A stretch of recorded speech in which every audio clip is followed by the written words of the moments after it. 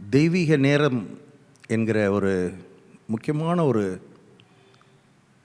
பிரமாணம் வேதத்தில் எழுதப்பட்டிருக்குது. அதை நாம் சரியான விதத்தில் புரிந்து கொள்ளும்போது நம்முடைய வாழ்க்கையிலே பல தவறான முடிவுகளுக்கு நம்ம விலகி இருப்போம். நிறைய நேரம் நம்ம என்ன பண்ணிடுறோன்னா, வாழ்க்கையில் சில அழுத்தங்கள் வரும் பொழுது, விசேஷமாக சில காரியங்கள் நமக்கு எதிர்பார்த்த நேரத்தில் நடக்கணும்னு நம்ம நினைக்கிற நேரத்தில் நடக்காமல் அது தாமதமாகும்போது என்ன ஆயிடுதுன்னா, நம்முடைய வாழ்க்கையில் பலவிதமான அழுத்தங்களுக்கு உட்பட்டுறோம். அவ்விதமாய் நம்ம அழுத்தங்களுக்கு உட்படும் பொழுது தேவனுடைய நேரத்தை குறித்த ஒரு வெளிச்சம் நமக்கு இல்லாதனால, காட்ஸ் டைமிங்னு ஒன்று இருக்குது அப்படின்னு நமக்கு தெரியாதனால, அதை புரியாதனால நம்ம என்ன பண்ணிடுறோன்னா, அவசரப்பட்டு வாழ்க்கையில் பல தவறான தீர்மானங்களை, தவறான முடிவுகளை வாழ்க்கையில் எடுத்து விடுகிறோம். அந்த தவறான தீர்மானங்கள் தவறான விளைவுகளை நமக்கு கொடுத்து விடுகிறது. நம்ம கர்த்தரை பழி போட்டு பிரயோஜனம் கிடையாது. அதனால தான் புஸ்தகத்தை கவனிக்கணும், வேதத்தை கவனிக்கணும், வார்த்தை கவனிக்கணும். வார்த்தை சொல்லுகிறது, அதினதின் காலத்தில் சகலத்தையும் நேர்த்தியாய் செய்கிறார். மொட்டையாக சகலத்தையும் நேர்த்தியாக செய்கிறார்னு சொல்லலை, அதினதின் காலத்தில் அவர் செய்திருக்கிறார். இப்போ அந்த காட்ஸ் டைமிங்காக நம்ம கொஞ்சம் வெயிட் பண்ணி பழக வேண்டும். தெய்வீக நேரத்துக்காக நம்ம காத்திருக்க பழகணும். நம்முடைய மனதை பக்குவப்படுத்தணும். இப்படி கர்த்தருக்கென்று ஒரு நேர்த்தியாய் செய்வதற்கென்று ஒவ்வொன்றுக்கும் ஒரு காலத்தை கர்த்தர் நியமித்து வைத்திருக்கிறார் என்கிற வெளிப்பாடே நம்ம காத்திருக்கிற பலனை நமக்கு கொடுக்கும். The revelation about the law of God's timing will give you the strength to wait. காத்திருப்பதற்கு நமக்கு ஒரு பலன் வேணும் பாருங்க. அந்த பலன் அது ஒரு மன பலன், இருதய பலன் உள்ள அது இந்த வெளிச்சம், இந்த வெளிப்பாடு நமக்குள்ளே இருக்கும்போது தான் இருக்கும். தேவன் எல்லாவற்றையும் சரியான காலத்திலே செய்கிறார். நம்ம விரும்புகிற மாதிரி, நம்ம எதிர்பார்க்குற மாதிரி இல்லை. நடந்தால் நல்லா தான் இருக்கும், உடனே நடந்தால் நல்லா தான் இருக்கும், ஜெபிச்சு அடுத்த நாளே நடந்தால் நல்லா தான் இருக்கும். ஆனால் அப்படி செய்கிறதில்ல. அவர் இது ஒரு விதைப்பு அறுப்புன்னு பார்த்தோம் பாருங்கள். விதைச்ச உடனே அடுத்த நாளே அறுத்துட்டால் நல்லா தான் இருக்கும், அடுத்த நாளே அறுவடை வந்துட்டால் நல்லா தான் இருக்கும். எதுக்கு 3 மாதம் 6 மாதம் வெயிட் பண்ண வச்சு அப்படின்னா, அது அப்படி தான் கர்த்தர் நியமித்து விட்டார். அப்படி கர்த்தர் சில காரியங்களை இந்த உலகத்தில் அவர் ஸ்தாபித்து விட்டார். He established like that. We cannot change it. Man cannot change it. நாம் மனிதர்கள் என்பதை நினைவு கூற வேண்டும். நாம் கடவுள் அல்ல, நாம் மனிதர்கள், அவர் தேவன். ஆகவே கர்த்தர் எப்படி மாறாதவரோ அதுபோல் அவருடைய பிரமாணத்தையும் அவர் மாற்ற மாட்டாருங்க. மாற்றவே மாட்டார், மாறவே மாறாது. இதை நம்ம புரிஞ்சுக்கிட்டோன்னா நம்முடைய வாழ்க்கையில் தேவையில்லாத அலக்களிப்புகளுக்கு நம்ம விலகி இருக்கலாம். தேவையில்லாத மன சஞ்சலங்கள், மன அழுத்தங்கள் இப்படி தாமதமாகும்போது பலவிதமான அழுத்தங்களுக்கு உட்படுகிறோம். இன்றைக்கி அதைத்தான் நான் சொல்ல விரும்புகிறேன். அப்படிப்பட்ட அழுத்தங்கள் வரும்போது நம்மை அறியாமல் டக்குன்னு ஒரு முடிவெடுத்துடுறோம். நீ என்னைக்கு நடக்க போகுது, எல்லாரும் கேட்குறாங்க, எல்லாரும் சொல்கிறாங்க, எல்லாரும் பேசுகிறாங்க, எல்லாரும் இந்த மாதிரி பேசுகிறாங்க, எல்லாரும் இந்த மாதிரி பேசுகிறாங்க. எவ்வளோ நாளைக்கு பேச போகிறாங்க, என்ன பேச போகிறாங்க? அவங்க பேசுகிறதுனால உங்களுக்கு என்ன நடக்க போகுது? நம்ம மக்களுக்காக வாழவில்லை, மற்றவர்களுக்காக வாழவில்லை. நாம் வாழ்கிறது கர்த்தருக்காக வாழுகிறோம். கர்த்தர் எப்போ செய்கிறாரோ செய்யட்டும், அது வரைக்கும் உறுதியாக இருக்க போகிறேன். அவர் செய்கிற நேரம் அது இப்போ அழுத்தங்களை கொடுக்கிற, இப்பொழுது பேசுகிற இவர்கள் அத்தனை பேருடைய கண்களையும் ஆச்சரியப்பட வைக்கிற மாதிரி கர்த்தர் செய்வார். பாருங்க, இதை நம்ம நம்முடைய உள்ளத்தின் ஆழத்தில் பதித்து கொள்ளணும். இது தெரியாதனால பாருங்கள், சவுல் பழைய ஏற்பாட்டில் சவுல் ராஜா ஒரு யுத்தத்துக்கு வந்து பெலிஸ்தர் நிற்கிறாங்க. ஜனங்கள், இஸ்ரவேல் ஜனங்கள் சவுலுக்கு பின்னால் போய் சவுலோடு சேர்ந்து நிற்கிறாங்க. அந்த நேரத்தில் அவன் பலி செலுத்த வேண்டியது இருக்கிறது. பலி செலுத்தணும். பட் பலி செலுத்தணும்னா சாமுவேல் தீர்க்கதரிசி வரணும். இவன் பலி செலுத்தக்கூடாது. ராஜாவாக இருந்தாலும் இவன் பலி செலுத்தக்கூடாது. பாருங்கள், சாமுவேல் வர்றதுக்கு தாமதமாகுது. டிலேயை பற்றி பேசிக்கிட்டு இருக்கேன், கவனிங்க. தாமதத்தை குறித்து நம்ம படிச்சுக்கிட்டு இருக்கிறோம். சாமுவேல் வருவதற்கு தாமதமாகி கொண்டிருக்கிறது. தாமதமாக ஆக, சாமுவேல் வர்றதுக்கு தாமதமாக சவுலுக்கு பலவிதமான அழுத்தங்கள் அங்கே உண்டாக ஆரம்பிக்கிறது. ஒன்று, எதிர்த்தாப்பில் பெலிஸ்தர் ஆக்ரோஷமாக நிற்கிறான் யுத்தம் பண்ணுறதுக்கு. இவன் கூட வந்த ஜனங்கள் பலி செலுத்தாதனால, தாமதமாகிறதுனால அவெல்லாம் செதறி போய்கிட்டு இருக்கிறான். பெரிய அழுத்தம் தான், நான் அதை இல்லைன்னு சொல்லலை. சவுலுக்கு மிகப்பெரிய அழுத்தம், மிகப்பெரிய மன அழுத்தம். ஆனால் ஒன்று தெரிஞ்சுக்கணும், எத்தனை அழுத்தங்கள் வந்தாலும் சவுலை தெரிந்து கொண்ட கர்த்தர்னு ஒருத்தர் இருக்கிறார். கர்த்தருடைய கட்டளைன்னு ஒன்று இருக்குது. இது ரொம்ப முக்கியமானது. சவுலை அழைத்த கர்த்தர்னு ஒருத்தர் இருக்கிறார். அழைத்த கர்த்தர் கொடுத்த கட்டளைன்னு ஒன்று இருக்குது. இதை வந்து கவனிக்கணும், இதை மீறக்கூடாது. நீ ராஜாவாக இருக்கலாம், ஆனால் உன்னை ராஜாவாய் வைத்த ராஜாதி ராஜா ஒருத்தர் இருக்கிறார். இப்போ கீப் குவைட், வெயிட். அழுத்தங்கள் வருதுன்றதுக்காக நீ ஒரு முடிவெடுக்காத. பலவிதமான அழுத்தங்கள் இருக்கிறது என்பதை நான் ஒத்துக்கொள்கிறேன். வாழ்க்கையிலும் பல அழுத்தங்கள் இருக்கிறது. Pressures are there. இதெல்லாம் பக்குவப்படணும், இதெல்லாம் வளரணும், ஆவிக்குரியவர்களாய் நாம் மாற வேண்டும். அழுத்தங்கள் இருக்கின்றதுக்காக நம்ம வந்து தவறான முடிவுகளை எடுக்கும் பொழுது தவறான விளைவுகளை நாம் வாழ்க்கையில் சந்திக்க நேரிடுகிறது. இவன் என்ன பண்ணுறான், சாமுவேல் வர்றதுக்கு தாமதமாகுதுன்னு ஒன்னே இவனே போய் பலி செலுத்த போயிட்டான். இவனே பலி செலுத்துகிறான். அதை செய்யும்போது சாமுவேல் வந்துட்டான். கொஞ்சம் வெயிட் பண்ணியிருந்தால் நல்லா இருந்திருக்கும்.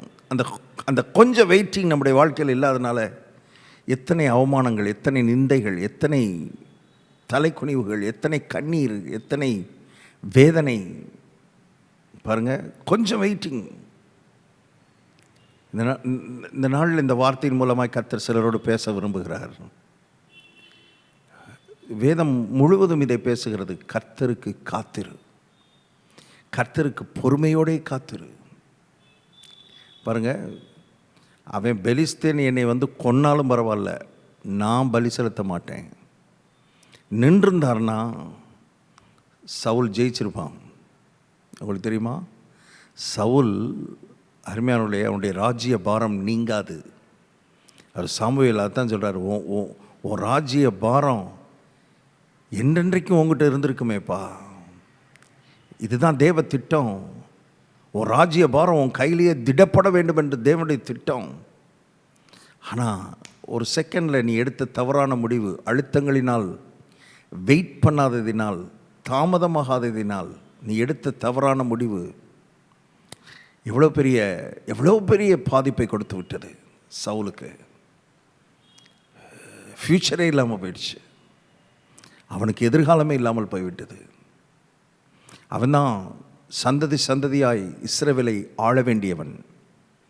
சந்ததி சந்ததியாய் இஸ்ரவேலை ஆள வேண்டியவன். அவனுக்கு அப்புறம் யோனத்தான், யோனத்தானுக்கு அப்புறம் மேவிபோசேத், இப்படி வரிசையாக அருமையானவர்களே ஆள வேண்டிய சவுல். அவனுடைய ராஜ்யபாரம் போயிடுச்சு. காரணம், தாமதமாகும் பொழுதுதான் உண்மையாக இருதயத்துக்குள்ளே என்ன இருக்குன்றதை கர்த்தர் அறிந்து கொள்கிறார். இருதயத்தினுடைய மோட்டிவை வெளிப்படுத்துவது டிலேஸ், தாமதங்கள். நம்முடைய இருதயத்தில் உள்ளே இருக்கிற அந்த மோட்டிவ், அந்த உண்மையான உள்நோக்கம் அங்கே கரெக்ட் பண்ணணும், அங்கே சரியாக இருக்கணும். என்னுடைய உள்நோக்கம் என்ன? என்னுடைய உள்நோக்கம் கர்த்தரை பிரியப்படுத்துகிறதா, கர்த்தருடைய வார்த்தைக்கு கீழ்ப்படுகிறதா, அல்லது என்னுடைய உள்நோக்கம் எல்லார் பார்வைக்கு நான் டக்குன்னு செஞ்சு நான் முடிச்சிட்டேன் அப்படின்னு காமிக்கிறதா? What's your motive? சில நேரம் கர்த்தர் டிலே ஆகும்போது இதெல்லாம் கவனிக்கிறார். இது அப்படியே பாருங்கள், தாவீதோட பொருத்தி பாருங்கள். நான் இவ்வளோ நேரம் சொன்னது 1 சாமுவேல் 13 அதிகாரத்தில் இருக்குது, சவுலை குறித்து. 1 சாமுவேல் 13 அதிகாரத்தில் தான் அவன் சொல்கிறான் பாருங்கள். அதை வேணால் வாசித்தர்றேன். 10வது வசனம், 9லேருந்தே வாசிப்போம்.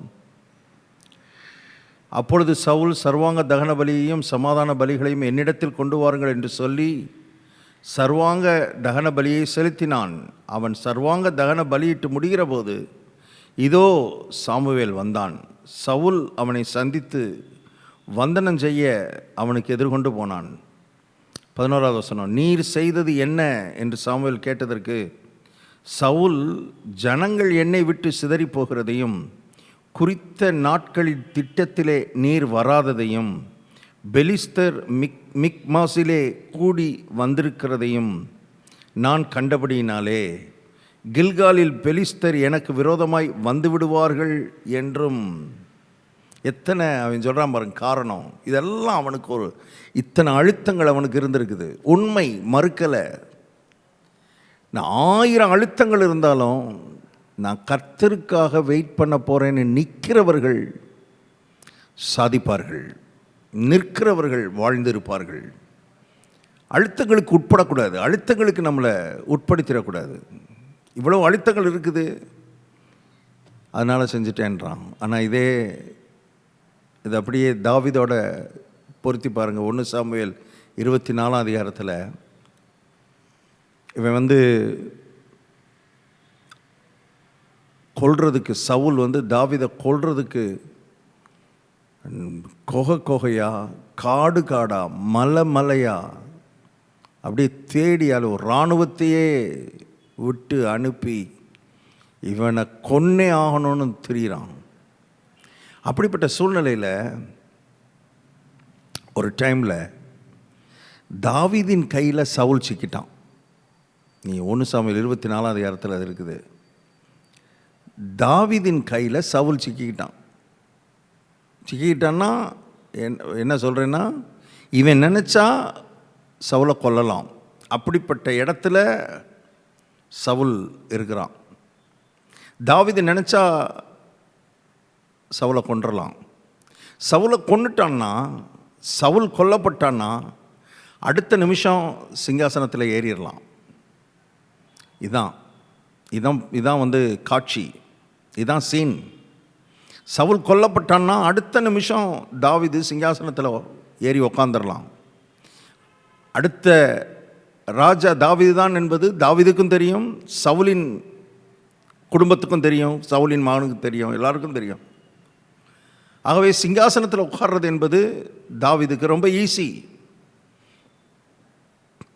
இப்போது எல்லாரும் சொல்கிறாங்க, தாவீது கூட இருக்கிறவங்களாம் சொல்கிறாங்க, அவன் கர்த்தரை சொல்லியே சொல்கிறான், கர்த்தர் உங்கள் கையில் கொடுத்துருக்கிறாரு, கர்த்தரே கொடுத்துட்டாரு, கொன்றுங்கன்றான். ஆனால் தாவீது பாருங்கள், he wanted to wait. இப்போ இவனுடைய கண்ணு சிங்காசனம் இல்லை, இவனுடைய கண்ணு கர்த்தர். இவனுடைய நோக்கம் வெறும் சிங்காசனம் இல்லை, இவனுடைய நோக்கம் கர்த்தர். என்னை சிங்காசனத்தில் உட்கார வைக்கிறது என் திறமையினால், நான் சவுலை கொன்னதுனால இருக்கக்கூடாது. நான் சிங்காசனத்தில் உட்கார்றது கர்த்தர் கையினால் உட்காரணும். கர்த்தர் என்னை உட்கார வைக்கணும். கர்த்தர் என்னை உட்கார வைக்கிற வரைக்கும் எத்தனை கொகையா, நாடு நாடா, மலையா நான் ஓடினாலும் பரவாயில்ல, கர்த்தர் உட்கார வைக்கிற வரைக்கும் அது எவ்வளவு தாமதமானாலும் ஐ ஆம் கோயிங் டு வெயிட். அதனால தாங்க தாவீது மறிச்சிட்டான். எத்தனையோ சங்கீதங்களை எழுதி வச்சுட்டு மறிச்சிட்டான். அவன் மறித்து எத்தனையோ ஆண்டுகள் ஆயிடுச்சு. இன்றைக்கும் அந்த சங்கீதங்கள் மக்களை உயிர்ப்பித்து கொண்டே இருக்கிறது.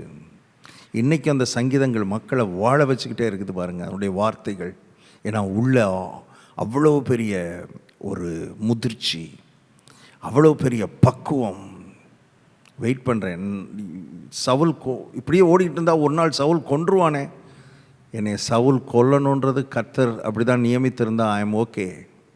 ஆனால் நான் சவுலை கொல்ல மாட்டேன், ஏன்னா அவன் தேவனால் அபிஷேகம் பண்ணப்பட்டவன். என்ன ஒரு பயம், என்ன ஒரு பக்தி, என்ன ஒரு முதிர்ச்சி. அவன் வெயிட் பண்ணுறதுக்கு தன்னை ஒப்பு கொடுத்தான் பாருங்கள். ஏன்னா இன்றைக்கி கொன்னா நாளைக்கு சிங்காசனத்தில், நேராக சிங்காசனத்தில் போய் உட்காந்துடலாம். எவ்வளோ பெரிய சான்ஸ், எவ்வளோ பெரிய வாய்ப்பு. எல்லாரும் சுற்றி இருக்கிறவங்களும் அழுத்துகிறார்கள், கொல்லு கொல்லு கொல்லு கொல்லு, கொன்று கொன்று. எல்லாரும் பேசுகிறாங்க, பைத்தியக்காரன் கையில் கிடச்ச சான்ஸை விட்டுட்டான், கையில் கிடச்ச வாய்ப்பை விட்டுட்டான், கடவுளே கொடுத்த வாய்ப்பு, எல்லாம் பேசுவான். ஆனால் அவனுக்கு உள்ள ஒன்று தெரியும், எனக்கு சிங்காசனத்தை கொடுப்பது நான் சவுலை கொல்லுவதனால் என் கை திறமையினால் இருக்கக்கூடாது, அது கர்த்தருடைய கிருபையினால் இருக்கணும். கர்த்தரே அவருடைய நேரத்தில் எனக்கு சிங்காசனத்தை கொடுக்கணும். அது வரைக்கும் நான் எவ்வளவு தாமதமானாலும் நான் காத்திருக்க போகிறேன். இவனுடைய மோட்டிவை கர்த்தர் பார்த்தார், அவனுடைய உள்நோக்கத்தை கர்த்தர் பார்த்தார். கர்த்தருக்கு தெரிஞ்சிருச்சு, இவனுக்கு சிங்காசனத்தை விட நான் தான் முக்கியம். அவனுடைய உள்ளம் சொல்லுகிறது, இருதயம் சொல்லுகிறது. இருதயம் வெளிப்படுது பாருங்கள். நாம் காத்திருக்கிற நேரங்களில் தான் நம்முடைய இருதயம் வெளிப்படுது. அதான் பாயிண்ட், அதான் சொல்ல வரேன். நாம் காரியங்கள் தாமதமாகும் பொழுது தான் நம்முடைய இருதயம் நமக்கு வெளிப்படுகிறது. நம்முடைய இருதயம் வெளிப்படுது, கர்த்தருக்கும் வெளிப்படுது, நமக்கும் வெளிப்படுது. கர்த்தருக்கு வெளிப்படுதுன்றதை விட கர்த்தருக்கு ஏற்கனவே தெரியும், நமக்கு தெரியணும்ல.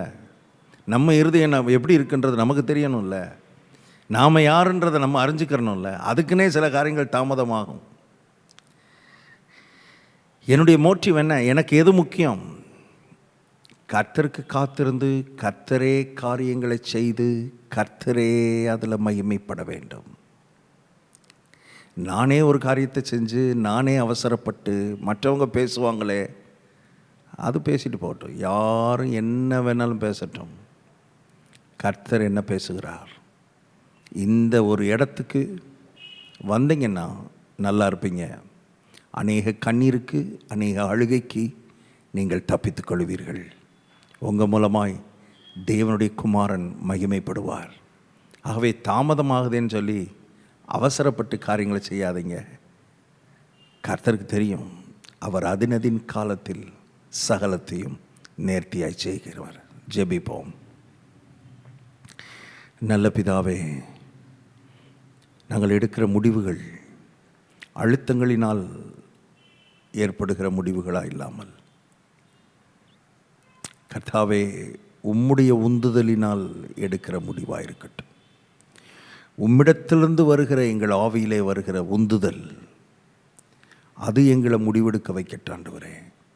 எங்களுக்கு வெளியே இருந்து வருகிற அழுத்தங்கள், அந்த அழுத்தங்களினால் நாங்கள் முடிவெடுத்து எத்தனை ஏமாற்றங்கள், எத்தனை இழப்புகள், எத்தனை பரிதாபகரமான முடிவுகள், இதெல்லாம் மாறட்டும். வருகிற நாட்களில் ஆகிலும் கர்த்தருடைய உந்துதல், கர்த்தருடைய நடத்துதல், கர்த்தருடைய வார்த்தை, அதன் அடிப்படையிலே காரியங்களை செய்ய அதுவரை